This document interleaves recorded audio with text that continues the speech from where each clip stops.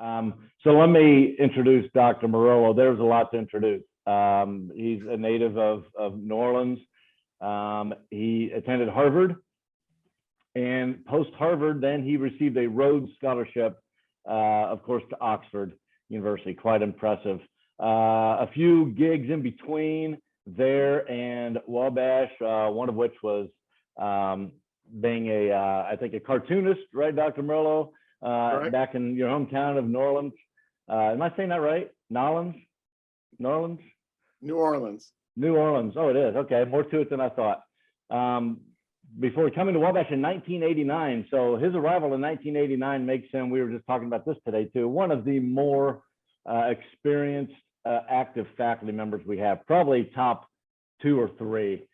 Pretty certain he's top 2 or 3. One of the student favorites, one of your favorites, as I can see by his past students who have joined this call. And I want to add a few. You don't want to listen to me talk, but let me just add a few quick, a few personal things with Dr. Morillo. I was able to travel with he and Dr. Himsel with a class on an immersion trip to London, a common law class, and this guy that you're going to hear tonight loves to teach. He loves to share his knowledge, of which there is a lot, and that's his passion, and you'll see that in this tonight. He's a frequent member of the NBA, the Wabash Noon Basketball Association. Has played basketball at Noon for decades, and I played quite a while too. So do not give him the open jumper along the baseline. He's about a 92% shooter from the baseline. Anywhere else it's fine. And then finally, I consider Dr. Morillo a friend, and that's even though he is a diehard Cardinals fan. But we'll just leave that as is. So seriously, you're in for a treat tonight, and I'm proud to introduce Dr. Stephen Morillo. Thank you, Steve. And we'll get started. I'm sure you will be anxious to hear about war and conflict in the Middle Ages, especially from a global perspective, which is what I'll be telling you about. And I'm actually going to do 2 things here. I'm going to tell you about war and conflict in the Middle Ages from a global perspective. And at the same time, I'm going to tell you a little bit about book writing, because I've just written a book about that topic. So you're going to kind of get the overview of the book at the same time. And what I'm going to do here is share my screen so we can go to, oops, why, there we are. Okay, so war and conflict, everybody seeing that okay? All right, good. So war and conflict in the Middle Ages, a global perspective. So by way of introduction, let's look at 3 battles that took place in the Middle Ages. We haven't defined that yet. And somewhere, we haven't defined where the Middle Ages happened yet, but we'll look at that. So we're going to look briefly at the Battle of Al-Qadisiyah in 638 AD, the Siege of Shenyang in 1268 to 73, and the Battle of Morat in 1476. So let's see. Damn it. This is jumping around on me. So here, Battle of Al-Qadisiyah. This was a battle in 638 that involved the newly emergent Muslim Arabs against the Persian Empire that had been around for about a millennium already. The Arabs had already moved into Syria and fought the Byzantine Empire, the Eastern Roman Empire, and defeated them in a battle. And then they invaded the Persian Empire, and the Persians brought their troops down in, why is it jumping around on me like that? From their capital to where the Arabs were gathering. And a battle took place that the Arab sources say that it took 4 days, and most battles don't take 4 hours, but it is possible that it took that long for various reasons. But in the end, the Arabs defeated the Persians, and what this led to was the death of an old world, that is the Persian Empire, and contributed to the transformation of the Persians' great rivals, the Eastern Roman Empire. and the birth of a new world, the Islamic world. And the battle took place, as you can see here, kind of at the borders of where the desert met the cultivated land of Mesopotamia. After the battle, the Arabs managed to come up and take the Persian capital, and then take the other Persian capital, and within 10 years had swallowed the entire Persian Empire. So that's our first battle. Our second battle is the Siege of Shenyang. And this happened, this was between the Mongols and Song China. And the Mongols, this was, as I say here, a clash of titans, because the Mongols were the offensive powerhouse of in the world at this point. They created eventually the largest land empire in history, largest contiguous land empire in history. And their toughest foe was southern Song China in this period of 1268 to 1273, because the Song Chinese were the world's defensive powerhouse. They had an army of over 1 million men. They had fortifications. If you look at this map, there's a sort of from here all the way along the Yangtze Valley all the way over to Shantung. They had a heavily fortified zone that really neutralized the Mongols' advantages in terms of mobility and ability to strike at different places. So the Mongols under Kublai Khan decide that they're just going to focus on one place, and this is Shenyang and its sister city of Fanchen across the Han River. And this was the key to this whole series of fortifications. And if the Mongols got through there, they would get through to the soft inner lands of the Song Empire. And therefore this siege, this campaign that was a blockade, a siege, and some battles, took 5 years. And I liken it in the book to, this is the medieval world's equivalent of the Battle of Verdun in 1916 in World War I, because it was attrition, it was the biggest powers in the world facing off against each other, and eventually the Mongols broke through, took the city, the Song defenses collapsed, and within another 6 years had disappeared completely, and the Mongols owned all of China at that point to add to their empire. So that's the second battle. Third battle, if I can get this thing to advance, there we go, is the Battle of Morat in 1476. Now this involved the Swiss, who had a confederation, as we see down here, fighting Burgundy, which at the time was a sort of semi-coherent, it was a province all under their ruler Charles the Bold, also known as Charles the Rash, as we might see why here. And Charles the Bold was building a new style of state with a standing army. But the standing army was built around an old traditional type of soldier, that is, knights in shining armor. The Burgundians had the best cavalry in Europe at the time. And I say finally, because we're talking about medieval warfare, and it's not till the third battle, and only on one side, that we have knights in shining armor. So obviously we're going to have to sort of expand our definition of what the Middle Ages is. And who the Burgundians are fighting, the Swiss are fighting in large blocks of pikemen. And the Swiss have created, therefore, the best infantry in Europe since the Roman Empire. There's this long period between Rome and this period when there wasn't much good infantry in the world. And therefore, it was an age of dominance by cavalry, both militarily and socially. What happens is that, let's see, here's Burgundy. Charles comes in here, comes down to Lausanne, moves up to Morat, and the Swiss come from Bern and meet him at Marat. And Charles is overconfident, and he sets up his camp with his artillery and fortifications. And the Swiss have their 3 big blocks of infantry. What's remarkable about the Swiss infantry is that they can march quickly, stay in formation, and they just surprise Charles's camp, overwhelm the Burgundians, and drive them into the lake, drive them away, kill a number of them.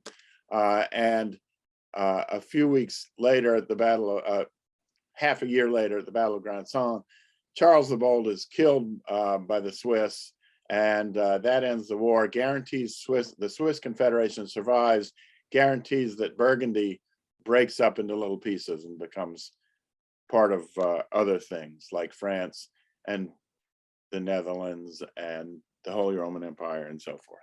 All right, so we've got our 3 battles. These battles should raise some questions for us. These questions are like, well, when were the Middle Ages? Do they extend all the way from 638 to 1276? And I'll say, yeah, at least. But how do we, where were the Middle Ages? Because our battles are taking place here in the Middle East, in China, in Western Europe, where you might expect.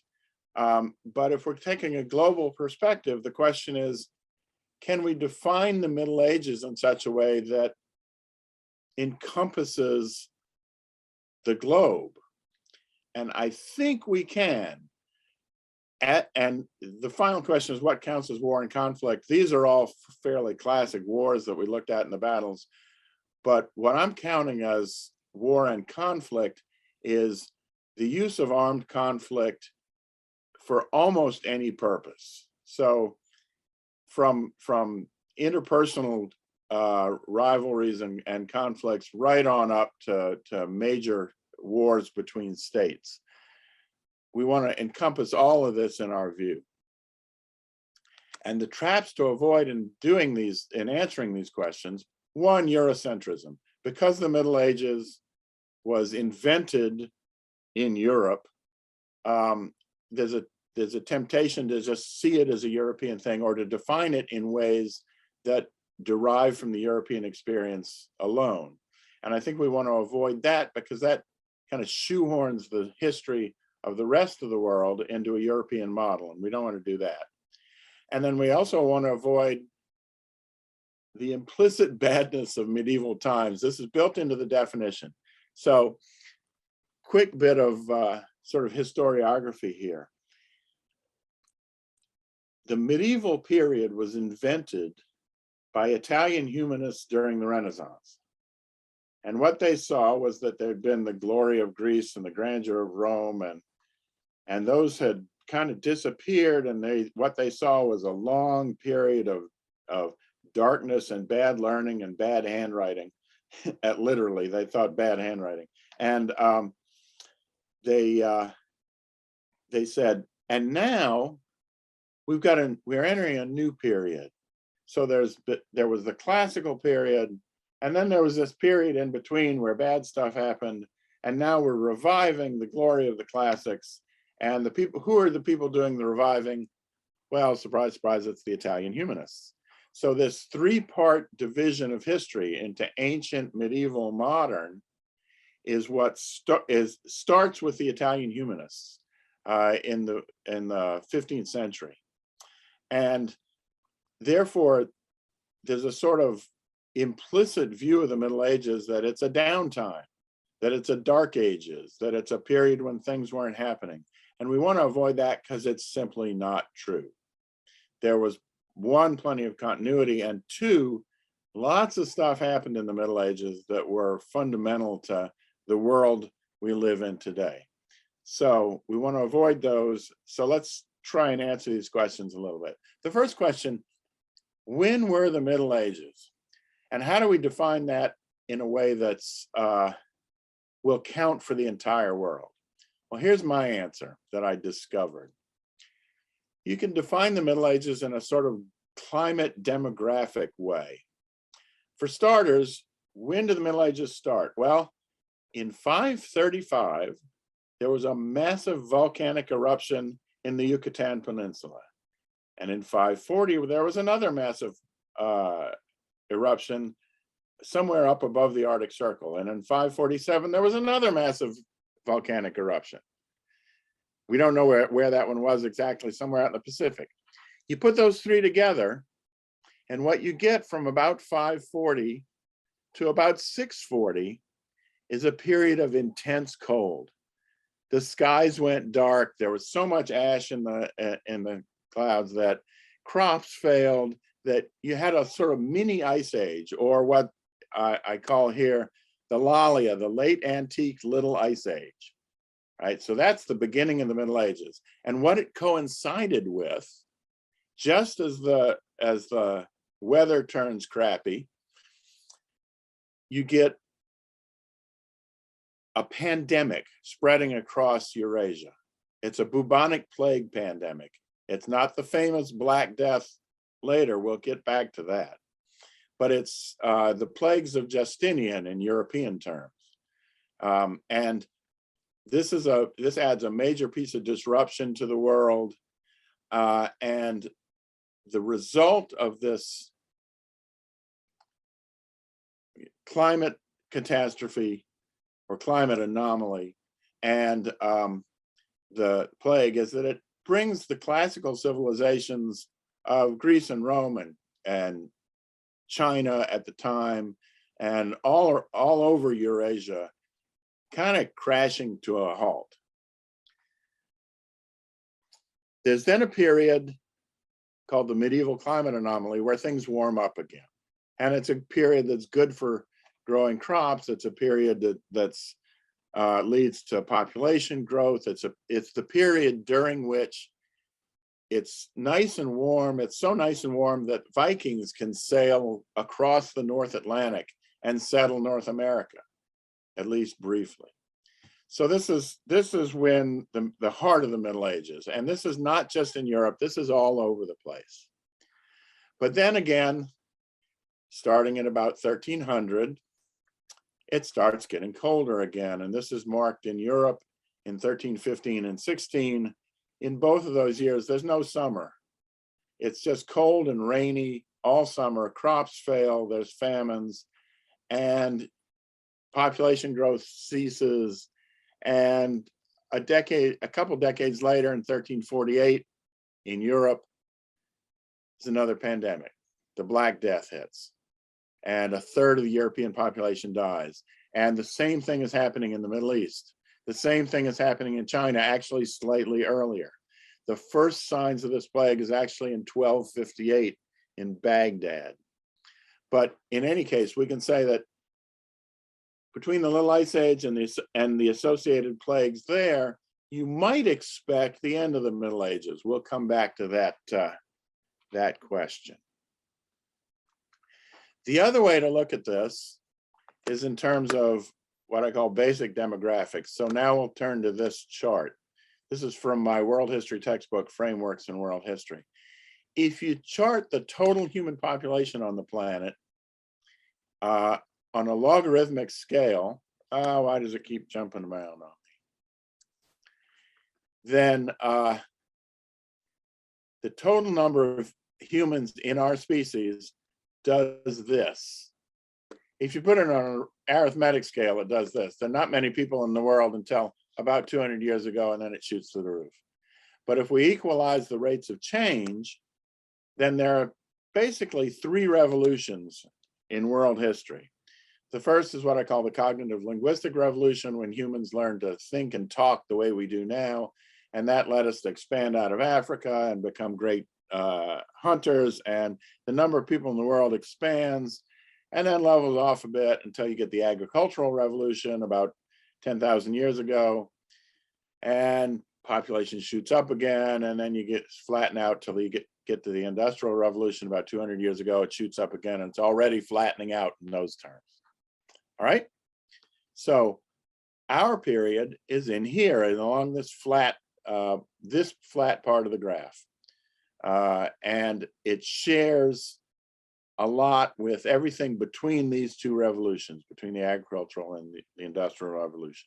So that's where we're going to place the Middle Ages, and it's the middle chunk of that because of the climate and pandemic circumstances. So let's approach this problem of then now in that context. How do we decide? How do we analyze war and conflict in the Middle Ages? And I do this in two parts that's built on a gaming metaphor. So part one, we're going to talk about the common rules. That is the materialist frame of the mostly physical constraints that shape medieval armed conflict in all places throughout the period, all over the globe, with an emphasis on continuity. This is how were armies raised? Where could they go? All these sorts of questions were very highly constrained by the physical characteristics of the world in which warfare happened. If we looked at it just that way, however, we'd get a sort of static picture, and warfare was not static. So in part two, we'll look at warfare in changing conditions, how things changed over time during the Middle Ages, which will entail a cultural examination of the function of armed combat. That is, what were people doing when they fought? And there's a lot of sort of standard political science answers to that question involving state policy and blah, blah, blah. We'll answer some of those, but what I'm going to do is look at armed conflict as a form of discourse. When people fight, they are saying things to each other. Like, maybe I want to own this land and you're saying back, no, I don't want you to. But they're also saying who they are in terms of how they fought, things like that, through which identities are created, negotiated, and the world is made meaningful with an emphasis on change over time. So that's what we'll do. So part one, common rules of medieval warfare. First, where did warfare happen in the medieval world? And the answer is warfare was tightly tied to grain growing communities of humans who could grow grain in enough quantity to produce enough surplus that the people in charge of states could coercively extract that surplus and use it to hire armies and keep themselves in power. And if you look at the map, it's the darker gray areas on land, like here and all through here and China. That's where grain was grown. I've added here, which is not exactly grain, it's the Andes, it's potatoes, but it supported hierarchical civilizations. And there's not much of it in the Sahel. There's North Africa, India, all this sort of places count. That's where war could happen. If you look at that map and look at the areas, the land areas that are white, no warfare. So war was tied very tightly to grain growing communities. The only areas that didn't grow grain that had warfare was this big area here, which is the Central Asian steppes, which were very closely tied to the grain growing areas. They were adjacent. There was a lot of communication. There was trade. And the people out here were mobile enough because they rode horses that they could reach these other areas. And warfare happened, therefore, out here as well as in here, and often along the borders. Remember the siege of Shenyang, that's happening right in here where the Mongols meet the Chinese.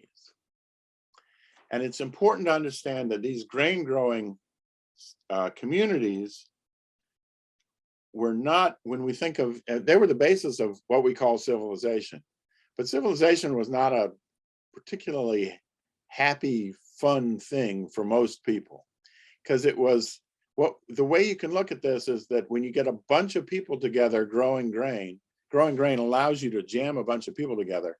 Those communities attract two kinds of parasites. First, microparasites, that is, it creates crowd diseases. And this is why these worlds are subject to periodic pandemics. And the other thing you get is macroparasites, and the state is a macroparasite. The state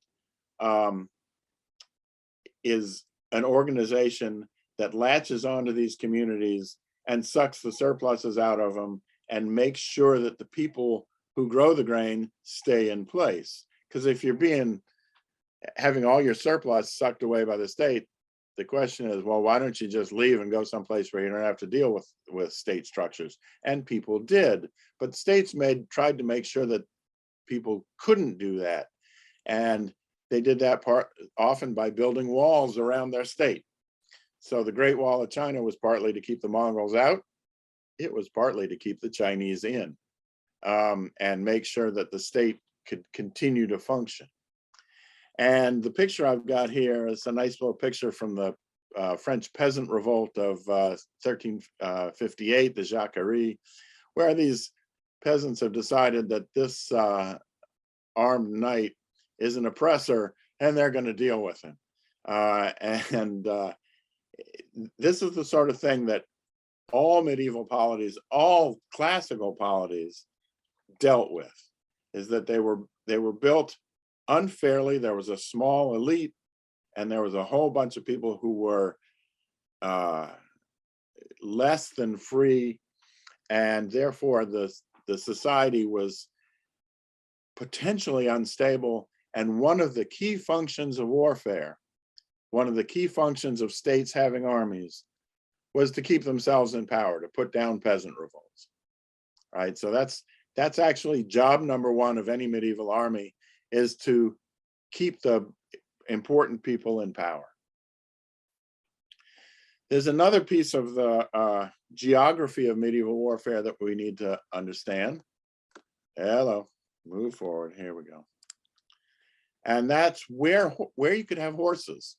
Horses are pretty clearly the most important domesticated animal in human history, because they join not only all our other domesticates, which are mostly for food, things like cattle, pigs, sheep, chickens. We grow those for food, and therefore we grow them stupid and docile. And we originally domesticated horses for food, but then realized, hey, we can ride these things. And they make a pretty damn good weapons platform and weapon for conducting warfare. And that started in the steppes just north of the Black Sea here, where people called who spoke Proto-Indo-European, first domesticated horses. Then they spread across the steppes, and this is the steppe world. This is where horse riding people dominated. And you got three kinds of areas in the medieval world. This horsed world, where everybody rode horses. People rode horses from the age of 2. They not only rode horses, they had horses pulling wagons, they lived in tents, they moved around, they were nomadic.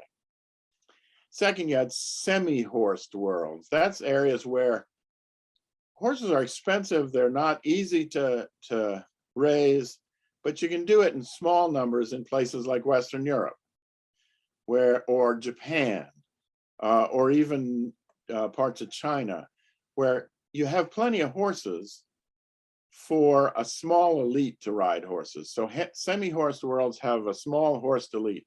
Knights in shining armor, that's a small horsed elite. Most people don't have horses. The people who do, horses are great as status symbols because they put you way up high, which is a good status to have. And they're expensive, so they show off the fact that you have wealth, and they help you defend that stuff. And then finally, around the world, there are horseless worlds, various places like the Americas, where there were no horses until the Europeans got there. Sub-Saharan Africa has no horses.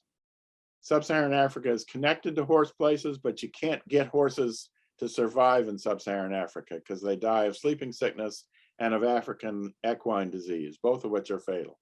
So there are no horses in Sub-Saharan Africa. There are no horses, obviously, in Polynesia or Australia. So there's all sorts of areas without horses, and that affects the kinds of warfare you can do as well. All right, let's see, where are we now? Okay, so the other part of the common rules, let's think about technology and warfare in medieval Europe, in the medieval world. The place to start is with the basic physics of medieval weaponry and warfare. As for everything, the medieval world had very limited sources of power. Basically, you could get things done with wind power, water power, and muscle power. And for warfare, muscle power is the key one. So that means your weapons are all driven by human muscle or horse muscle. Your weapons have to be wielded with muscles, which means that you mostly get things like swords, arrows. You get, this is a composite bow, which was used out on the steppes in conjunction with horses.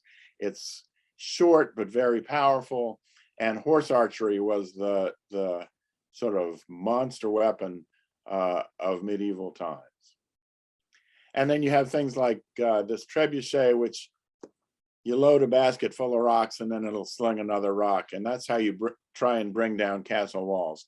But here's what this analysis from sources of power tells us. That, sorry. The defense generally had an advantage in medieval warfare. And why is that? Well, look, for instance, at this picture of the Theodosian walls of Constantinople. That represents a vast accumulation of labor power, of human muscle moving bricks around and piling them up, right? In order to take that down, you got to exert at least as much destructive power as the constructive power that's been accumulated over years, decades, rebuilt, added to, all this. You've got this vast pile of accumulated labor in the defense, and it's hard to bring that much power to bear against them, especially the counterweight trebuchet that's shown here. It'll throw a big rock, but it throws it in a kind of high arc, and it comes down and is not going to take down those walls very easily, right? Because it's not enough power. So there are two exceptions to the wind, water, and muscle sources of power in medieval warfare.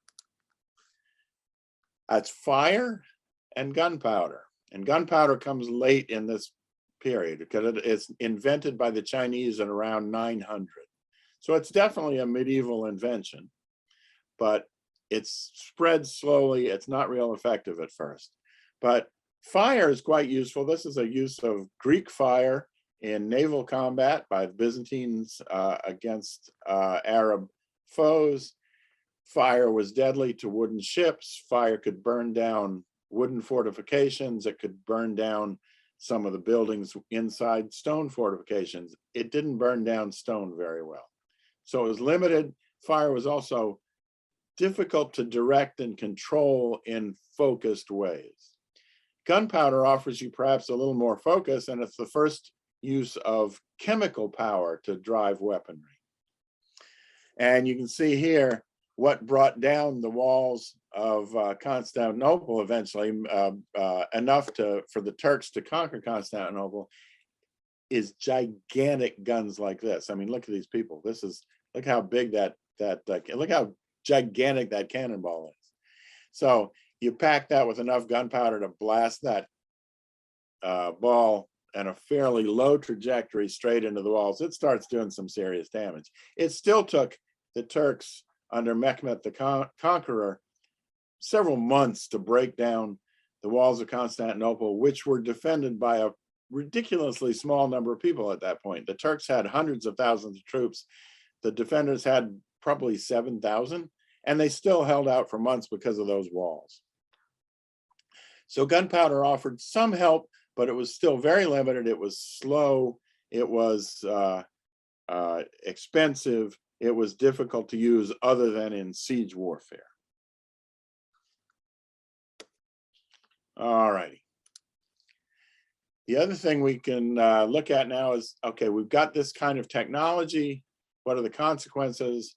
One of the consequences is the nature of medieval warfare.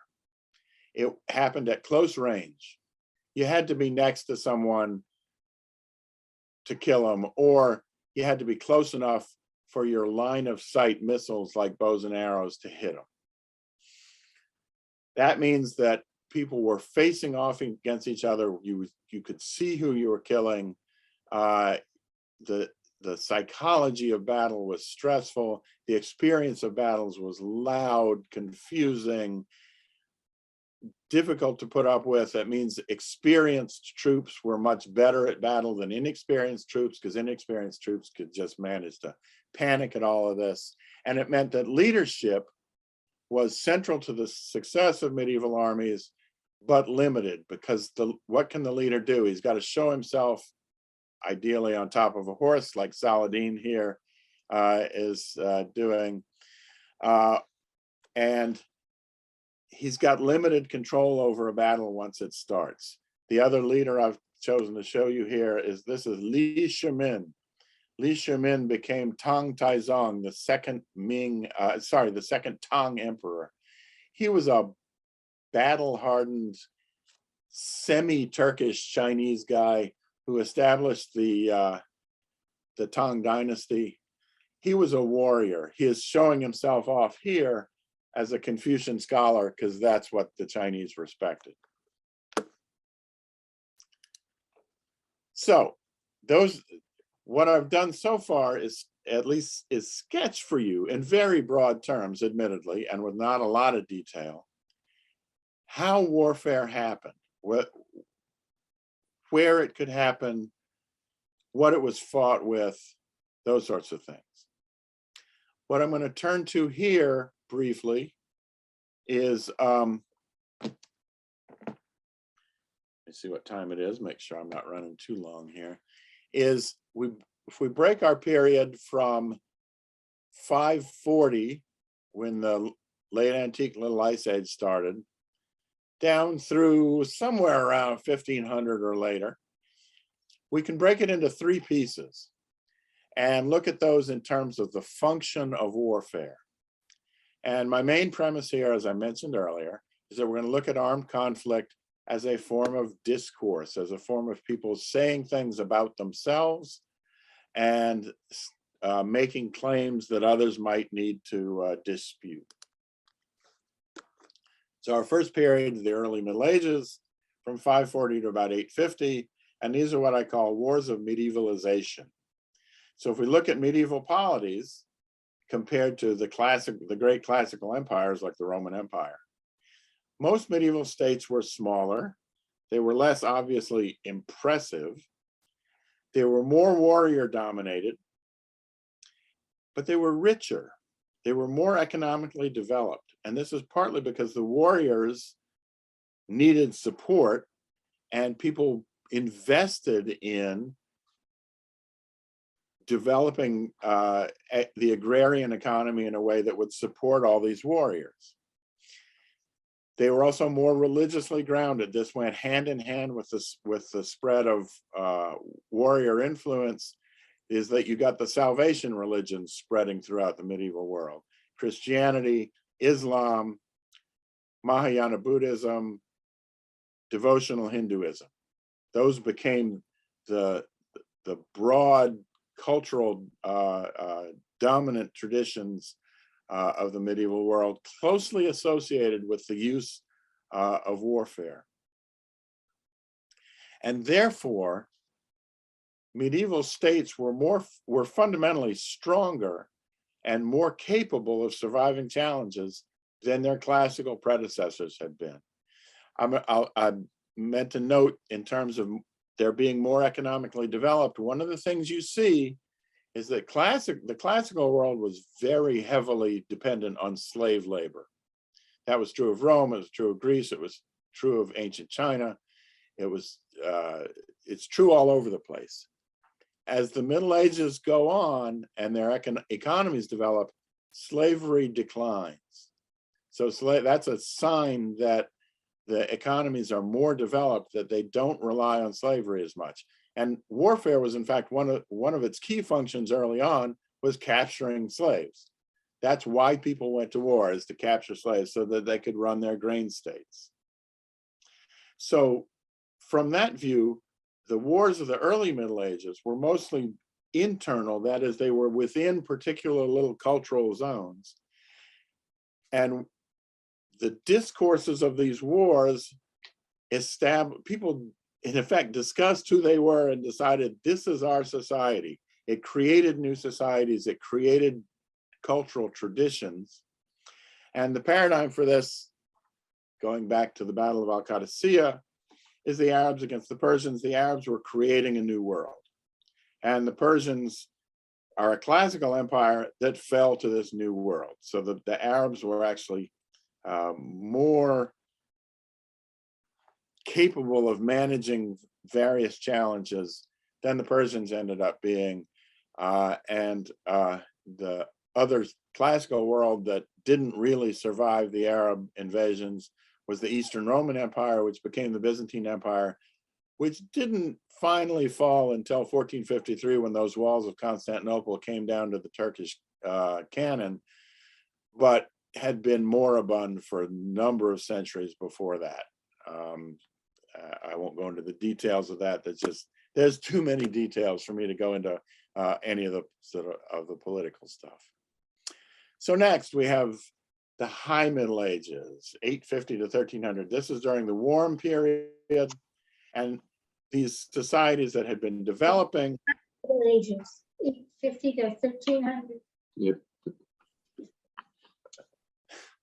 These societies that had been developing started meeting each other more, and you get medieval warfare that was external, cross-cultural, things like the Mongol invasions, things like the Crusades, where Western Europe met this Arab world, and they fought each other.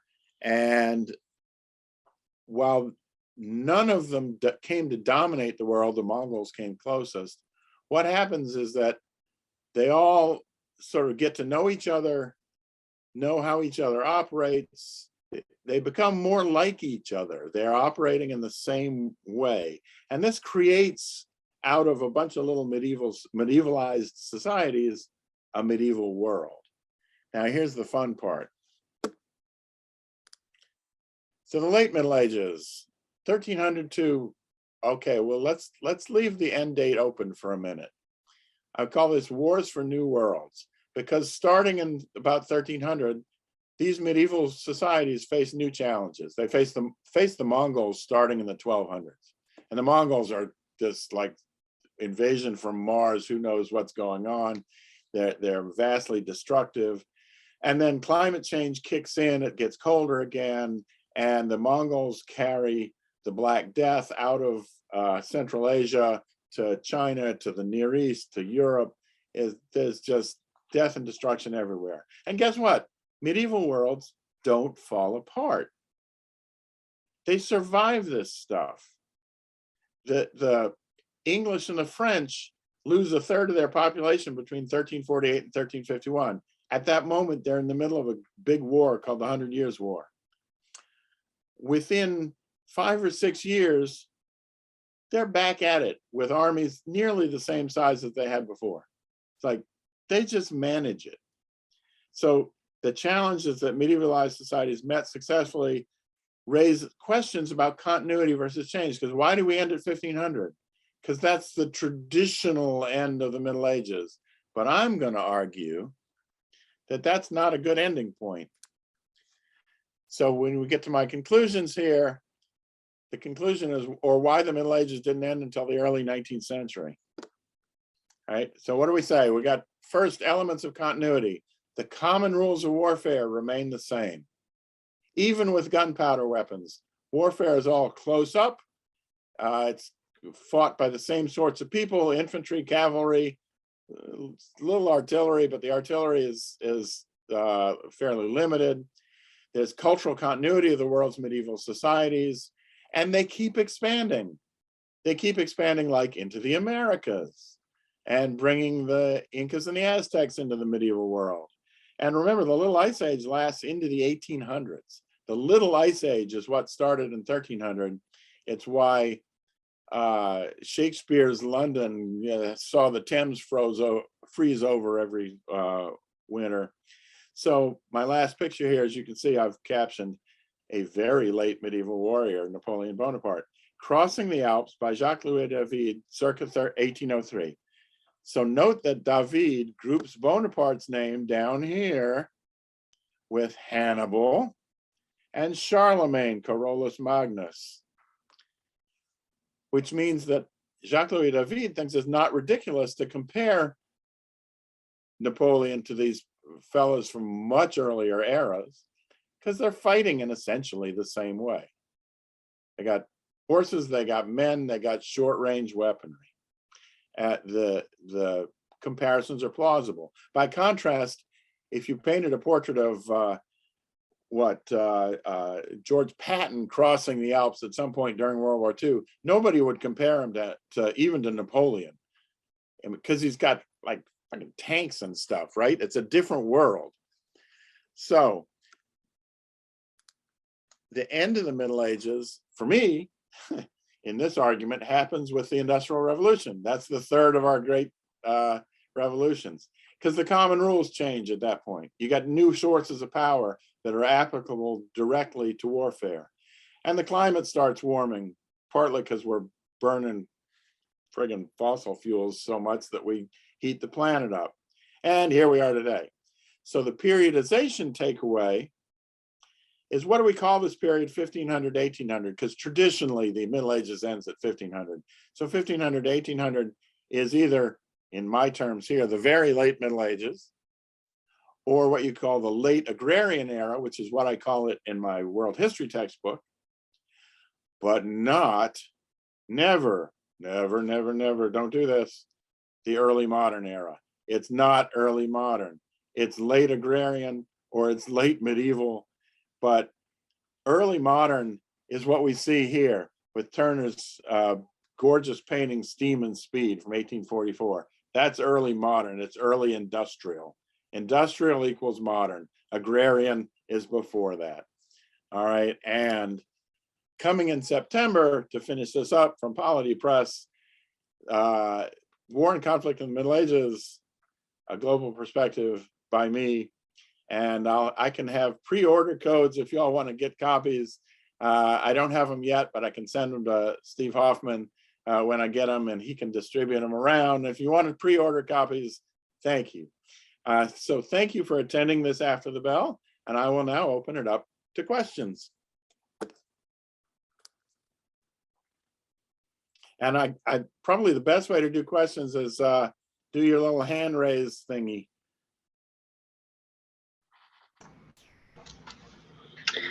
Hey there. Hi, Stephen. It's Bill Cadis. Can you hear me? I can, Bill. Thank you. Yeah, hi. Class of 77. Two quick comments. One, your argument tying grain production and geopolitics and warfare reminds me of, as you know, the eminent historian of France, Fernand Braudel, Oh, yes. who wrote a wonderful book, Structures of Everyday Life. And I always remember that book because he said because the Aztecs could grow corn so easily, they had time and energy to create elaborate rituals of cutting out the hearts of their captives, and it structured the whole society. But he very much tied in grain and agriculture and weather and climate to warfare. So yeah. This was some 50 years ago. Yep. But I was just Braudel. You brought out. So he's very vivid. He's good for a layperson. I love Braudel. It's a great book. And but I was just. Go ahead.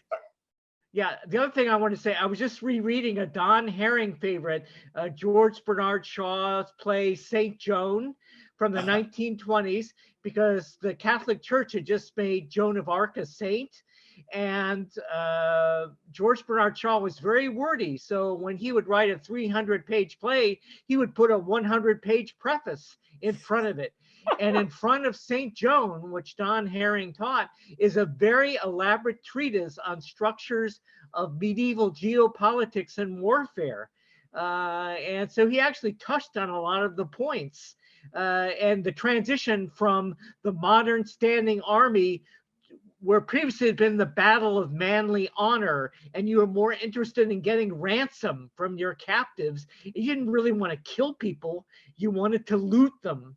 And those changes. So I just wanted to mention between Burdell and Shaw, those are, again, perspectives on this. Yes, my argument has antecedents, and I will recommend one other book, a book called Against the Grain, A Deep History of the Earliest Civilizations by James C. Scott. It's an excellent book. But yeah, yes, Kevin Stevens, question. Hi, Dr. Morillo, class of 2011. Yep. I have on my bookshelf deeply inspirational Gina Abulugo's World Indeed. European Hegemony, and so your thesis and everything, it sort of reminds me of Wallerstein and Abulugo's world system theory. Are you trying to develop something similar to that along the lines of using climate change and warfare, and also your discussion of warfare is a continuation of politics, very Clausewitz? Yeah, although I'm gonna qualify that a little. It's warfare is not just a continuation of politics; it's a form of culture, and Clausewitz is very politically focused. And there's plenty of medieval warfare that is a little hard to fit into that notion, because people didn't go to war for reasons of state; they went to war for reasons of, as Bill Cato said, honor, or simply because that was what they did. So yes, reasons of state, but also other reasons. And this is why in the second half of my book, I want to do this sort of cultural analysis of the functions of warfare, what people were saying, and how that created a world through the pursuit of combat, not for state reasons, but for society reasons, I guess is what I'd say. Bob Pinkschmidt. You're muted, Bob. Bob Pinchmick, class of 67. Yes, I've read about the Little Ice Age, and you mentioned what caused it in 500 to 600. Is there any source of that 500 years of Ice Age from 1300 to 1800? That one is more sort of multi-causal. It's part of a fairly regular series of fluctuations in the global climate that have to do with the angle of the Earth's axis and phases. I can't explain it very well. Yes, there is, but it's more diffuse and deeper than the late antique Little Ice Age. The late antique Little Ice Age was an intense drop for about 100 years. The Little Ice Age was really a Little Ice Age, and it got colder for longer, which is another sign that the medieval societies that lived through it without collapsing were better at managing things than the classical societies that preceded them. Good points. Thank you. Sure. Tom DeLong, you got a question? And you're muted.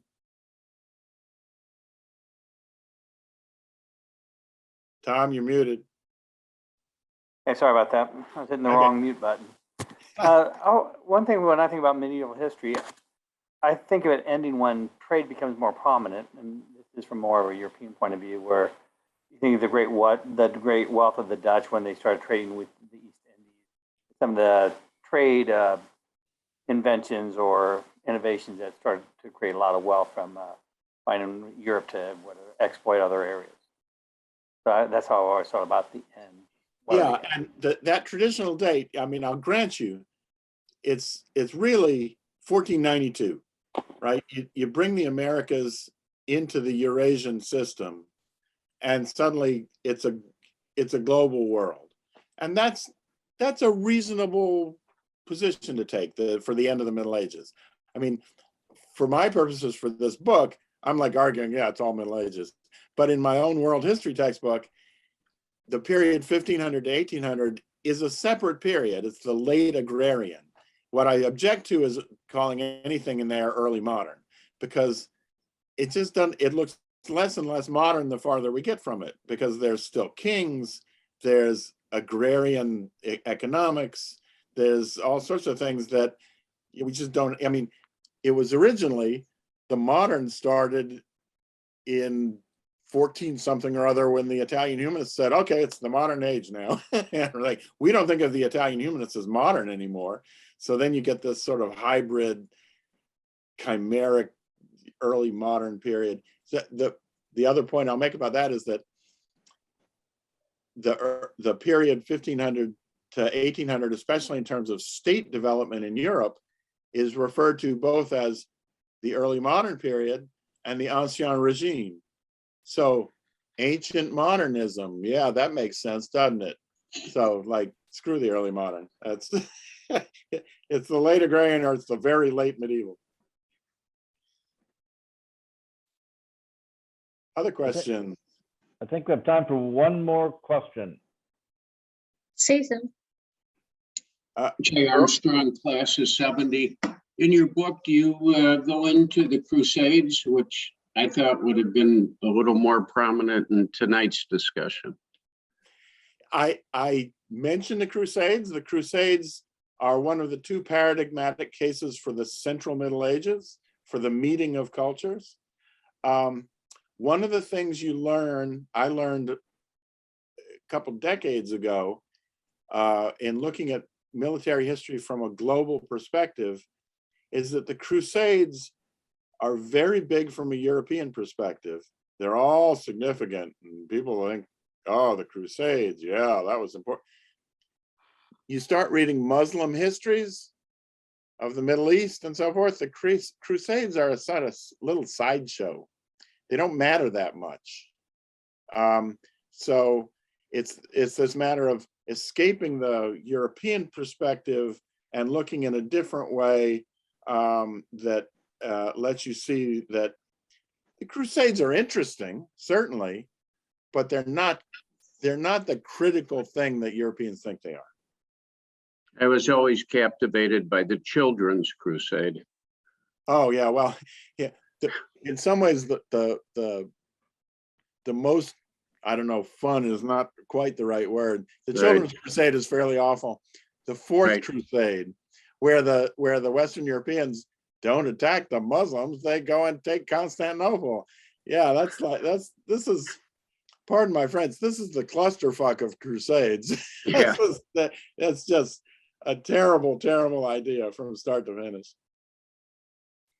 Thank you. Very nice presentation. All right.